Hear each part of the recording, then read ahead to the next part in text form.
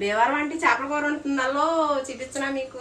నేను చాలా బాగా వండుతానయ్యా. నా చేపల కూర కొంతమంది ఫ్యాన్సీ ఉన్నారు. పాపం మా అన్నయ్య అత్త మాటలు అడుగుతాడు, ఆ కూరలు ఈ కూరలు పెట్టేసి వీడియో పెట్టేస్తావంటే చేపల కూర వండుతా వీడియో తీసి పెట్టు అని చెప్పాడు పాపం మా అన్నయ్య. మా అన్నయ్య కోసం వండుతున్నాను కానీ మా అన్నయ్య గడు ఇక్కడ లేడు.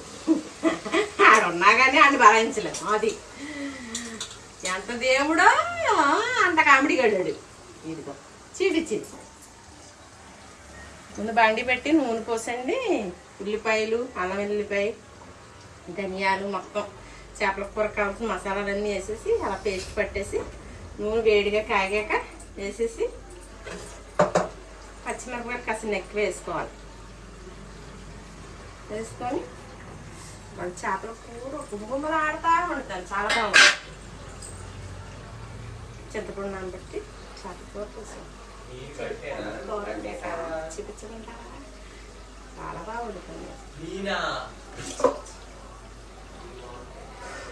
ముందు పసుపు, కారం, ఉప్పు అన్నీ ఇలా పట్టించేసి ఉంచుకున్నాం అనుకోండి, ముక్కలు బాగా పడుతుంది. చాలా మంది కలిపెట్టేస్తారు. మా అక్కల కూడా కలిపెట్టేస్తారు, మా మమ్మీ గారు కూడా కలిపెట్టేస్తారు. నేను కలిపెట్టను. మొత్తం మసాలా ముద్ద రోస్ట్గా వేస్తే బాగుంటుంది.